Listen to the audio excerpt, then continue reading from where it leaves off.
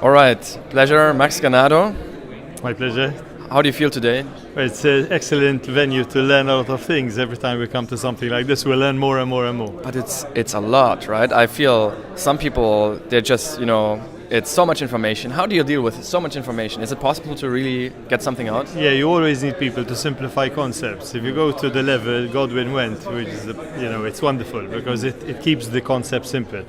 And like that, everybody realizes the issue within their complex world in a clear manner. Yeah, so to give the context, we're at the Blockchain and AI conference in the Palace Hotel from Malta business leaders. But I want to ask some specific questions, of course, for the audience about the current situation, the status quo with the regulation for blockchain and crypto. What's going on at the moment? What's the status quo in Malta? Yeah, well, here we're at the stage where the government is now passing the legislation through Parliament.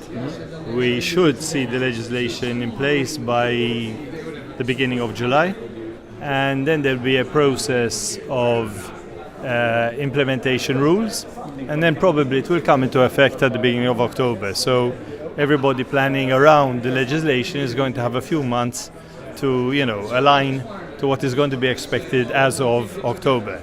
In the meantime, there are transitory clauses which allow people who have started projects in this period to flow over into the next period and then apply within a period of time set out in the law to come in line with the regulation. So, people are going to be able to adjust over a period of time and not suddenly find a whole ton of rules suddenly applicable to them, which I think is a great thing. Mm-hmm. Now, I don't want to go in detail too much because it's probably quite complex, but can you outline a little bit what was the intention when you drafted the law and especially, why do you even need a law? Why do you need this, and what's the purpose? Yeah, well, this is the big controversy in our circles, right? Do we need regulation? Actually, what's happening in Malta is that we're identifying the area of virtual currencies and groups of virtual currencies which need regulation. And our first speaker today showed ample evidence of the need for someone to intervene, in the jungle, basically. On the other hand, with regard to blockchain and DLT and smart contracts, there we really need freedom to innovate. And the idea there, therefore, in Maltese law is that we have one mandatory law, which is called the Virtual Financial Assets Act, and then we have a law which is not mandatory, and people can, subscribe to it, which is called the Technology Arrangements and Services Act. So people who are designing new ideas are going to come into the law so that they confirm their subscription to a standard. And what the law has introduced, or is going to introduce, is a concept of certification that you have subscribed to a standard and have met it.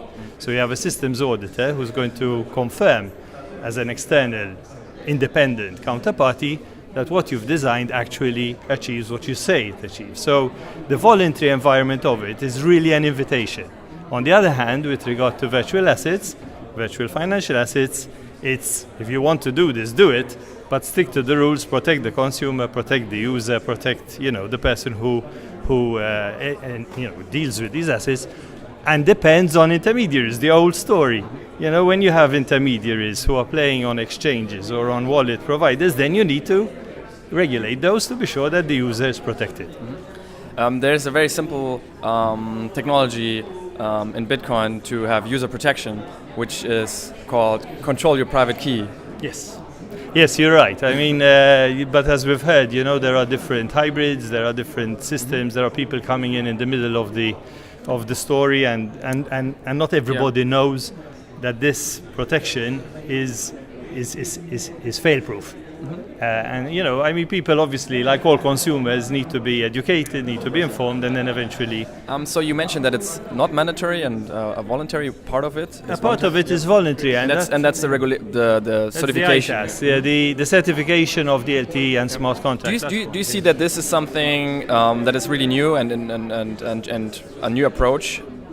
That regulation is becoming really like a service that can be used or not, and just for me as a consumer, I am protected if I follow or if I have the recommendation of a certificator, for example. Yes, well, I think it is fairly innovative because it's trying to catch the momentum of what is happening. If you impose too many rules on everything, you're going to kill innovation. I think that is clear. If on the other hand you create a system whereby people can show some level of observance of rules intended for third-party protection, for standards of law enforcement or respect of law. You know, we have many mandatory laws in our society, we can't disregard them. So then it brings it at least within a level of acceptability which most people will respect. And obviously, if we're willing to, push a decentralized and open, transparent structure, we should not be afraid to subscribe to standards which actually ensure that these things are happening. I'm wearing proudly a Maltese shirt here with the Maltese Knights. I'll tell you the story afterwards how this happened. But what do you expect to happen in Malta? And is this an invite also to the world who, all the crypto space, blockchain space is looking on Malta? What's going on here? They're coming here. What's happening? Yeah, well, the message should be clear. If you want to play the game right and up to standard, then this is a place to come and have a chat. And it's worth looking at what we're doing. Certainly there are big challenges. We're not going to solve everything in a day because, areas like GDPR, KYC, consumer protection, financial protection, these are things which you cannot solve overnight because all the laws have been written in a different context. So what we hope to do is, as we are focusing on the way RegTech, for instance, is developing, we are also going to be able to influence the way the legislation is written, and it has to adjust to the realities going forward. One of my main criticisms, you must have heard me speak before, is the fact that the financial industry, the investment industry, the banking industry is being kept out of this. The truth is they should be there because they're the ones who are strongest in the field. They need to come in with their standards, and we hope that by bringing a standard of regulation in Malta, we are going to start encouraging the regulated entities to start interfacing with this industry, because if it doesn't, we're going to create two ecosystems, and one is being disintermediated and the other one is yearning to kind of move and take the space. What we should do is actually have a bridge which is going to get the new guys going into the good space, the new space, with the right standards, and this is what we're trying to do here. I like the term RegTech. Maybe I come up with DRegTech. Yeah. Well, RegTech makes our life easier. It actually automates technology systems. always. Exactly, and that's the whole process. Yeah. So the story about this T-shirt is that I had no access to my T-shirt, and I had to come to this conference. So I bought I went to, and this was the only shop open because it was shop. yes, because the Zara did open at 9:30 or something. So I had to buy, and I couldn't. But the problem was I was completely cashless because, as you know, I only have Bitcoin. But I had a check from BOV, and you endorsed. I tried to. Yeah. First, I went to HSBC. They said no. We can only deposit on an account. You don't have an account. Then I went to BOV, and I tried to do it yesterday. And I received the check at 20 past 2. Yeah.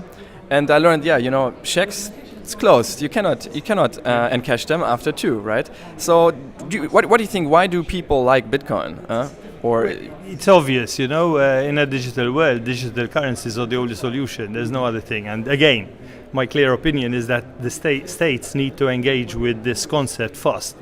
As soon as they do that, you might not like the idea, but as soon as they do that, they're going to create a credible digital solution to a currency need, which will then start bringing about a standard of respect to cryptocurrencies, because they will be somehow backed by states. Now, I know this might not make so much sense in the context of maybe the revolution that's happening, but certainly bringing states apart from banks into the picture is going to bring in the old systems with a new vision to be able to produce solutions on a digital basis, and that's where we have to go.